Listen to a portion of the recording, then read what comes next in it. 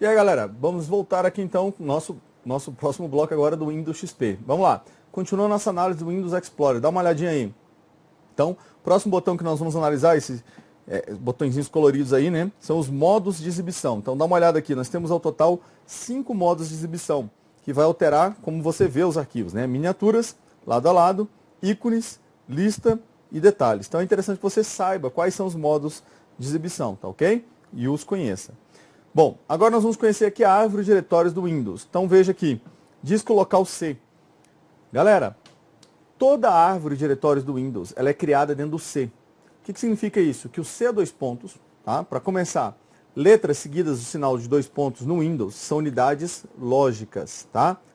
Letras seguidas do sinal dois pontos são unidades lógicas. Bem, então, olha só, presta bastante atenção. Toda a árvore de diretórios do Windows, ela é criada dentro do C dois pontos, por padrão. Tá? Toda a árvore de diretórios dele dentro do C dois pontos, ok? Bacana? Então vamos conhecer aqui agora os principais diretórios do Windows, que já são criados automaticamente na instalação do Windows. Então essas pastas não sou eu, o usuário, que crio, elas são criadas automaticamente. Vem comigo. Então, inicialmente nós temos aí arquivos de programas. O que eu vou ter lá dentro, galera?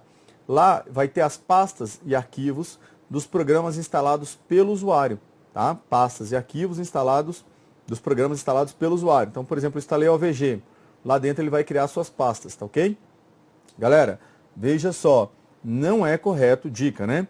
Não é correto desinstalar, tá, os programas apagando as pastas. Não é correto. Você quer, mesmo que o programa pare de funcionar, não é correto. Fica a dica. Vem comigo. E aí eu tenho agora aqui a pasta Documents and Settings. O que vai ter aqui? Vai ser o caminho para chegar às pastas dos usuários. Então tenho ali All Users, tá? Que é uma pasta compartilhada, e em seguida as pastas dos usuários, tipo Grão Online e Jefferson Bogo. Então dentro de Jefferson Bogo, por exemplo, eu vou ter as minhas pastas, tá? Minha estrutura de pastas. Quero chegar na pasta Meus Documentos do usuário Jefferson Bogo. C, dois pontos, barra, né? Documents and Settings, barra Jefferson Bogo, barra Meus Documentos. Então o que eu falei ali? O caminho absoluto para chegar até a pasta Meus Documentos do usuário Jefferson Bogo. Caminho relativo de Meus Documentos, é falar só Meus Documentos, por exemplo. Não estou falando só um pedaço do caminho ou o final. Caminho relativo. Tranquilo? Próxima pasta. Aí nós temos aqui embaixo a pasta Windows. O que eu tenho na pasta Windows? As pastas e arquivos necessários para o funcionamento do Windows. Então, nem pensar em apagar e modificar nada ali, tá ok? É o coração do Windows. Bacana? Vem comigo. Olha só, em geral, há no sistema operacional Windows uma pasta de sistema denominada arquivos de programas, na qual estão contidos os arquivos necessários para o funcionamento de alguns programas instalados pelo usuário. Apagar ou mover esses arquivos pode prejudicar o funcionamento desses programas instalados. Então, foi o que eu falei para vocês, né? Não é correto apagar nem mover. Então, item correto. Bacana? Vamos lá, então. Vamos continuar ali. Arrastando arquivos. Veja que eu tenho aí, fica olhando a imagem, o C e o D. O que eu tenho aí? Eu tenho duas unidades lógicas diferentes, tá? O que acontece quando eu arrasto um arquivo na mesma unidade lógica, de uma pasta para outra? E o que acontece quando eu arrasto de uma pasta, de uma unidade lógica para outra? Então, vejamos isso aí. Primeiro procedimento. Arrastar na mesma unidade lógica. Eu vou pegar o arquivo aula, que está na pasta A, e arrastá-lo, né, para a pasta B na unidade C. Então ele é movido, dá uma olhada, ó, move. Então ele tira de lá e passa para B. Tá? E quando eu arrasto de A para X, unidades lógicas diferentes, então ele vai fazer o quê? Ele vai copiar, presta atenção, ó, copiou, manteve na origem e fez uma cópia no destino. Bacana? Olha agora quando eu uso a tecla Ctrl. Então eu vou arrastar usando Ctrl. Antes, quando eu não usei Ctrl, ele moveu. Usando Ctrl agora, presta atenção, ele vai copiar. Então, modificou. Tá, Jefferson, mas e quando eu faço para outra unidade lógica, onde ele copiava? Se eu usar Ctrl, mesma coisa, cara. Ctrl, ele sempre vai copiar. Então fica a dica para vocês. E quando eu uso Shift, na mesma unidade lógica, ele já move. Continua movendo. Então, Shift move. Para outra unidade, ele não copiava antes? Pois agora ele vai mover, ó. Presta atenção. Pá. Então, Ctrl sempre copia, não importa se é na mesma ou diferente, e Shift sempre move, quando eu arrasto o item. Mais fácil para você lembrar, beleza? Vamos lá. No Microsoft Windows XP, se um arquivo for arrastado pelo mouse, pressionando-se simultaneamente a tecla Shift. Então, olha lá, estou usando Shift. Será movido o arquivo para a pasta de destino se as pastas de origem e destino estiverem na mesma unidade ou se estiverem em unidades diferentes. Perfeito. Então, não importa se está na mesma ou diferente, tá? Então, nas outras opções, ele vai falar que vai mover, vai copiar, se tiver em uma, se não tiver na outra. Não, não importa se está na mesma ou diferente. Shift sempre move. Veja que eu mato a questão, né? E por acaso a letra A, então eu mato de cara mesmo. Bacana? Vem comigo. No Windows, quando um ícone associado a um arquivo for arrastado para um disco diferente do atual, será criada uma cópia do arquivo, sendo mantido o arquivo no disco de origem. Perfeito? Item correto. Bacana? Vamos lá. Vamos falar aqui agora de alguns atalhos de teclado, tá? Aplicados, obviamente, ao Windows XP. Bacana? Então vem comigo, vamos lá. Talvez você conheça a maioria, talvez todos, que ótimo, né? Mas se não conhecer, melhor ainda, vai conhecê-los. Combinação de tecla Ctrl+C. Para quê, galera? Para copiar um item. Lembrando que esse item a ser copiado tem que estar selecionado. Se eu for fazer aqui, né? Conforme o atalho aqui é o Ctrl+C no teclado, pressiona Ctrl, seleciona o item, pressiona Ctrl, mantém pressionado e teclo C. Quando eu teclo C, eu copiei o item. Aí eu posso liberar o Ctrl. Mas se na prova ele não falar que libera o Ctrl, não tem problema. Desde que ele fale que é para copiar o item. Ctrl, mantém pressionado, seleciona o item, vou fazer por partes. Seleciona o item, pressiona Ctrl, mantém pressionado, teclo C. Nesse momento que você teclou C, apertou e tirou, você já copiou, tá? Então você liberar o Ctrl não faz diferença para copiar o item. Bacana? Então Ctrl C para copiar. Vamos ver o próximo. Ctrl X, esse é para recortar. Então veja só, quando eu copio e colo, eu posso copiar e colar no mesmo lugar, né? Eu estou na área de trabalho, por exemplo, eu copio e colo, ele altera o nome automaticamente. Por quê? Eu não posso ter dois arquivos com o mesmo nome no mesmo lugar. Não pode, tá? Ter dois arquivos com o mesmo nome no mesmo local. Não pode. Gravou isso? Não pode? Não pode, não pode, não pode? Beleza, tá? Não pode. Beleza. Então, quando eu copio e colo, ele altera o nome automaticamente. Ele acrescenta no final o nome cópia. E aí, quando eu vou colando de novo, cópia 2, cópia 3, cópia 4 e assim por diante. Quando eu recorto e colo, eu estou tirando de um lugar e colocando em outro. Estou movendo aquele arquivo. Então, eu não posso recortar e colar no mesmo local. Fica a dica, tá? Então, recortar, Ctrl X, copiar, Ctrl C. Vamos ver o próximo. Esse agora, o Ctrl V, é para colar. Então, eu copiei ou recortei e quero colar, né, no destino. Ctrl V. Beleza? Lembrando que essas teclas de atalho pode ser feito o procedimento que eu falei no princípio, pressionar Ctrl, manter pressionado, taraná, ou simplesmente pressionar as duas teclas simultaneamente. Também está certo. Então, Ctrl C, Ctrl V, Ctrl X, as duas simultaneamente. Tá certo? Vamos lá. Ctrl Z. Então, isso aqui é para desfazer a última ação. Então, por exemplo, eu movi um arquivo para a lixeira, né? Del, confirmei, foi para a lixeira. Ctrl Z, traz de volta, desfaz a última ação, quando possível. Porque, por exemplo, se eu fizer Shift Del, já não tem como voltar atrás. Tranquilo? Vamos ver o próximo. Delete, já vimos, né? Falamos lá atrás, então nem vamos falar mais aqui. O Shift Del nós também já vimos, aí cortou aqui, mas não tem problema. O F2, para que serve o F2? Eu seleciono o item, então vejo que tem que estar selecionado, tá? Aperto F2, para quê? Para renomear o item, tá ok? Então, para renomear o item, F2. Sendo que eu posso dar um clique, se ele já estiver selecionado, um clique com o botão esquerdo. Também vai ativar ali para renomear. Ou clicar com o botão direito, opção renomear. Bacana? Vamos ver o próximo. Ctrl A. Então, quando eu faço Ctrl A dentro de uma pasta, seleciona todos os itens da pasta. Inclusive outras pastas, pastas e arquivos, tá? Ctrl A, todos os itens, menos aqueles que estão ocultos, né? Que não vão ser selecionados. Beleza? Vamos pro próximo. F3, para quê? Para fazer uma pesquisa. Então, quando eu pressiono F3, ele abre a janela de pesquisa do Windows. Bacana? Então, lá eu posso procurar arquivos, conforme nós já vimos lá atrás. Vamos lá. Alt Enter. Então, você selecionou um item e quer exibir as propriedades daquele item. Você pode clicar com o botão direito, lá embaixo, a última opção, propriedades, vai abrir as propriedades do item. Ou seleciona o item, Alt Enter. Legal? Bacana? Foi bonito? Foi? Então, vamos lá. E o Alt F4? Esse cara aqui é para fechar a janela ativa. Então aquela janela que está ativa. Lembra que só posso ter uma ativa de cada vez? Alt F4, a janela ativa. Aí muita gente me questiona, Jefferson, mas se for a janela do Word não fecha. Calma, se não tiver nenhuma alteração, fecha.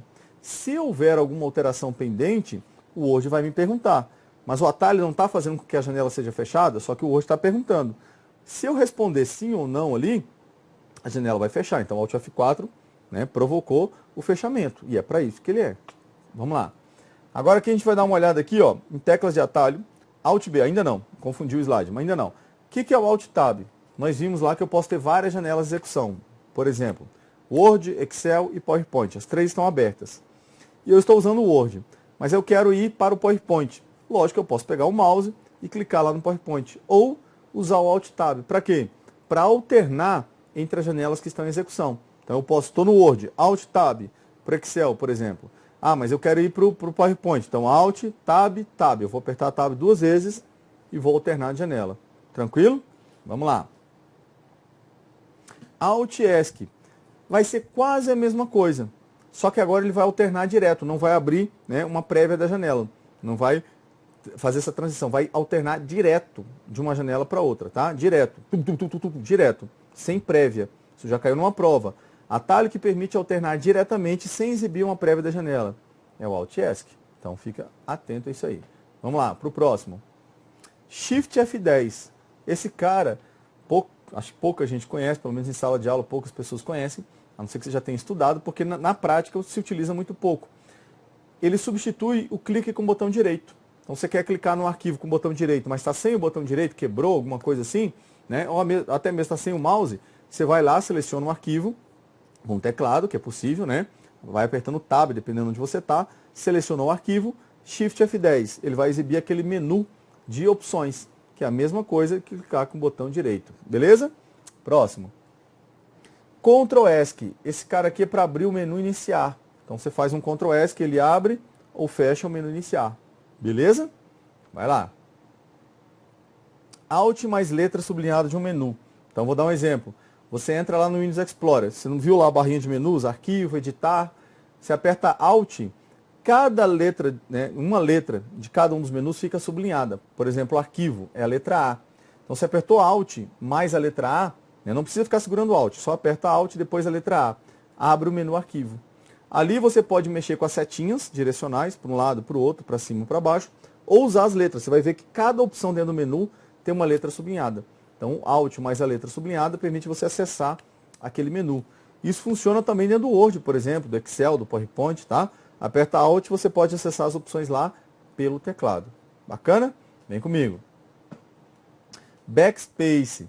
Então, esse cara aqui, lembra que eu falei lá dentro do Windows Explorer a função dele?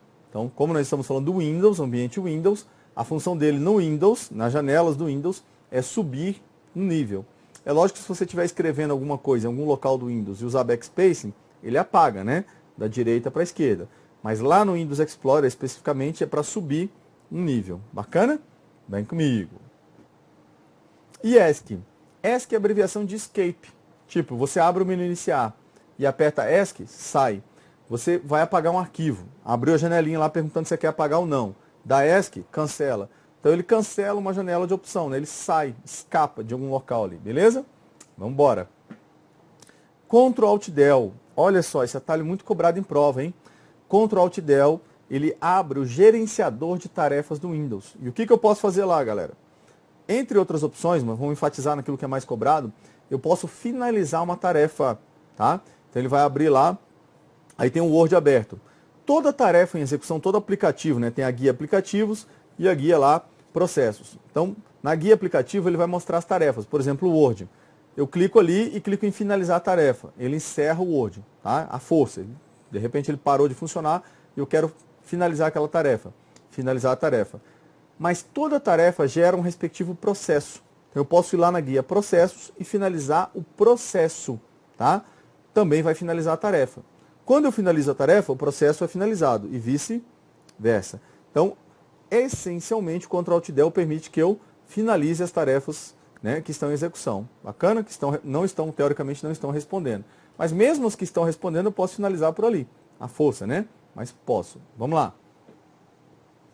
E o Ctrl Shift ESC é a mesma coisa, ou seja, ele vai abrir também o gerenciador de tarefas. Então, Ctrl Alt Del, outra opção, Ctrl Shift ESC. Beleza? Vamos lá. Atalhos de teclado ainda, agora com a tecla Windows, só Windows. Windows mais D vai abrir aqui, ele vai minimizar todas as janelas. Então ele vai fazer o quê? A mesma coisa que o botão mostrar e trabalho, ele minimiza todas as janelas e se eu fizer de novo, volta as janelas ao estado anterior. Vejam, se eu usar a tecla Windows sem nenhuma letra, aqui eu coloquei Windows D, mas só a tecla Windows, ele vai abrir o menu iniciar. Todo mundo já fuçou ali, né? Eu não coloquei aqui, mas eu achei importante falar. Então tecla Windows, abre o menu iniciar e fecha. Então exibe e oculta. Vamos ver outra aqui. Outra combinação, Windows mais M. Esse cara aqui vai fazer o seguinte. Tem 5 janelas abertas, maximizadas ou restauradas. Ele minimiza todo mundo, mas não volta. Se eu fizer o Windows M, elas não voltam. E se eu fizer o Windows D, elas não voltam, tá? Então fica atento, o Windows M só minimiza. E para voltar, olha ali, dá uma olhada na tela. Para voltar, eu vou fazer aqui, ó, vou colocar aqui para vocês, ó. Eu posso usar a tecla Windows, imagina que isso aqui é o Windows, mais a tecla Shift, mais a tecla M, tá? Então Windows Shift M vai voltar as janelas. Então Windows M, deixa eu apagar essa seta aqui, ó, Windows M minimizou e esse aqui voltou, tá? Você conhecer aí. E o Windows E, então Windows E vai abrir o Windows Explorer. Cada vez que eu fizer o Windows E, vai abrir uma nova janela do Windows Explorer. Beleza? Vamos embora. Windows F. Isso aqui vai chamar a janela de pesquisa do Windows. Então, F de Find.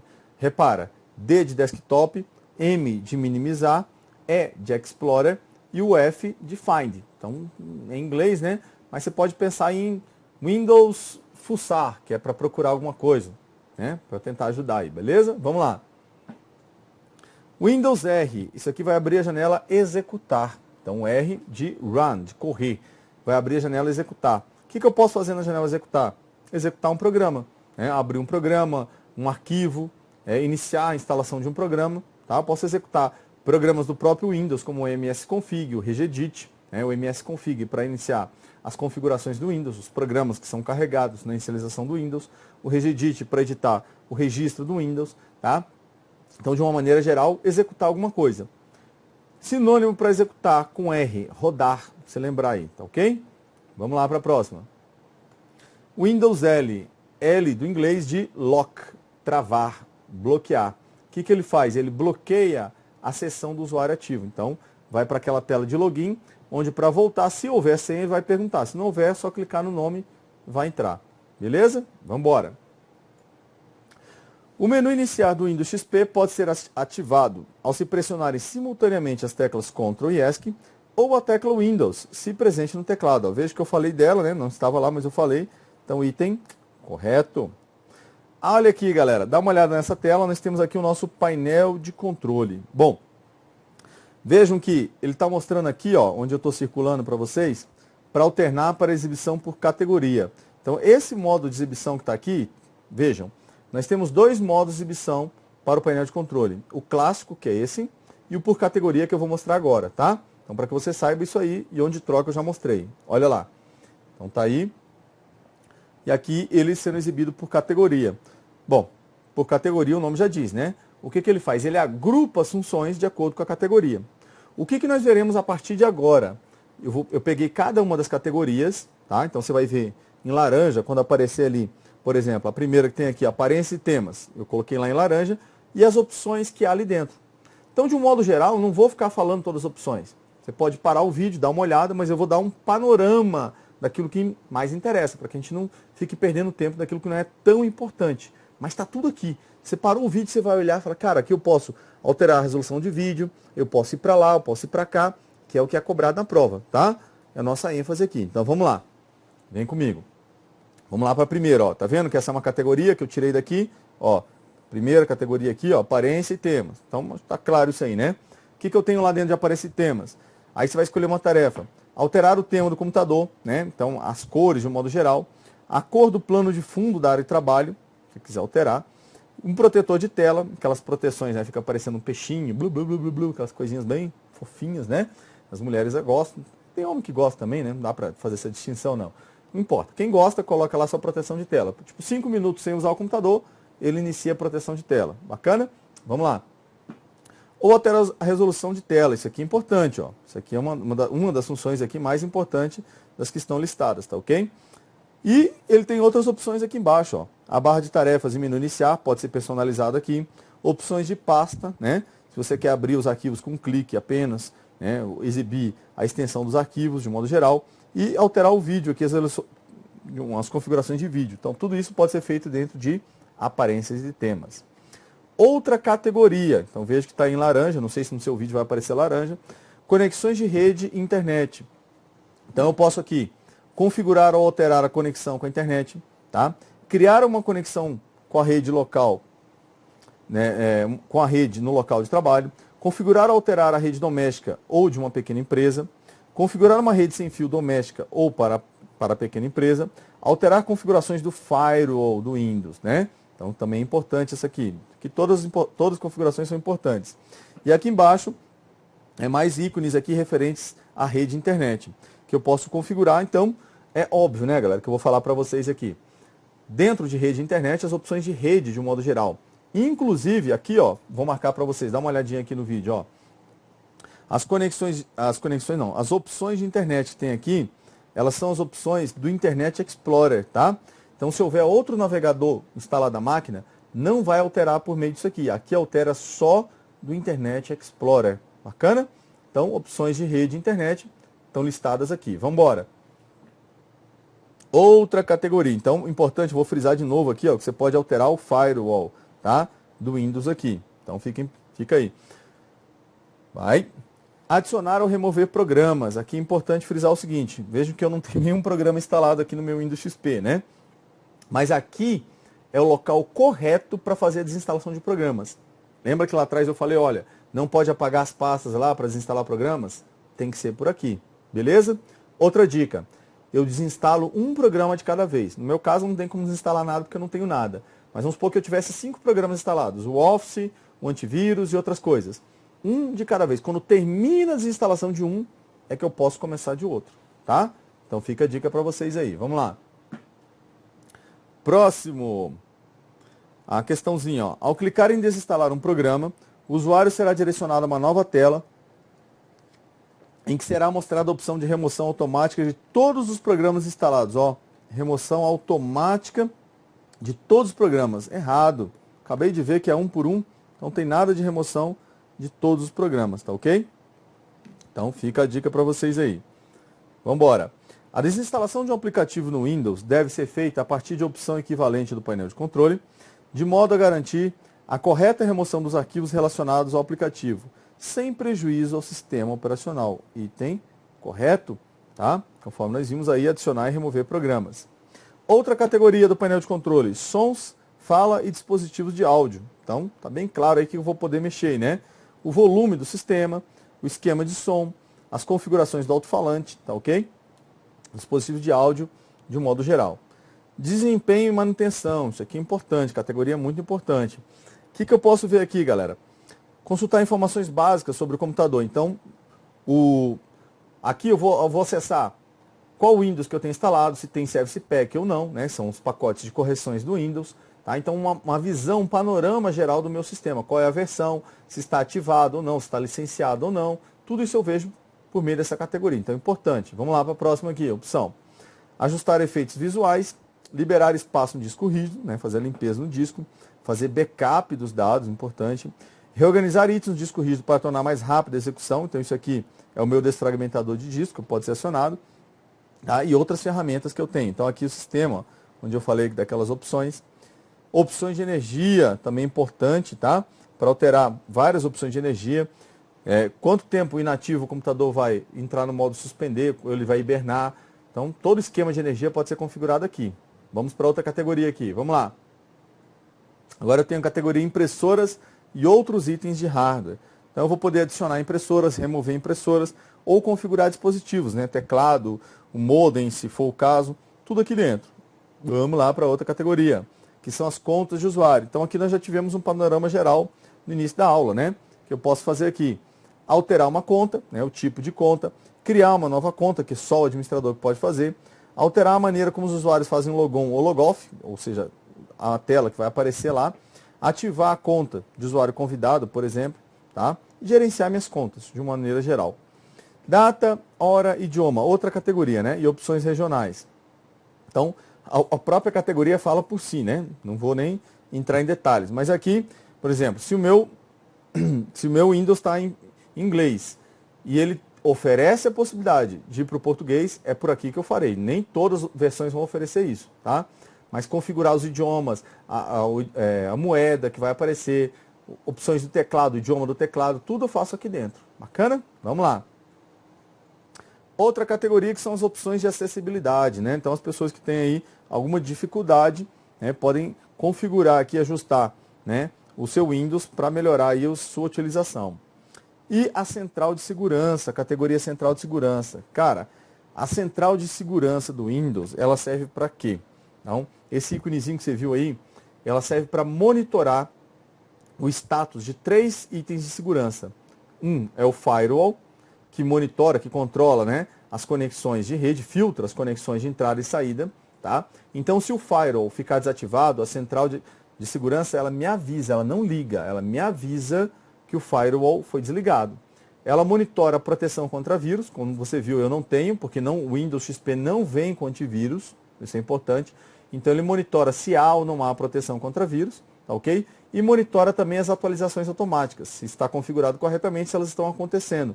Por que é importante manter o computador atualizado? Porque interfere diretamente na segurança do computador. Várias falhas de segurança são corrigidas por meio da atualização automática, tá? Então vejo que eu dei uma parada aqui na central de segurança porque é importante. Vamos lá. Agora vamos falar aqui de algumas ferramentas do sistema. Então, o desfragmentador de disco, nós já vimos lá que ele está dentro da opção de manutenção. Ele serve para quê? Para organizar os arquivos dentro do disco rígido, tá?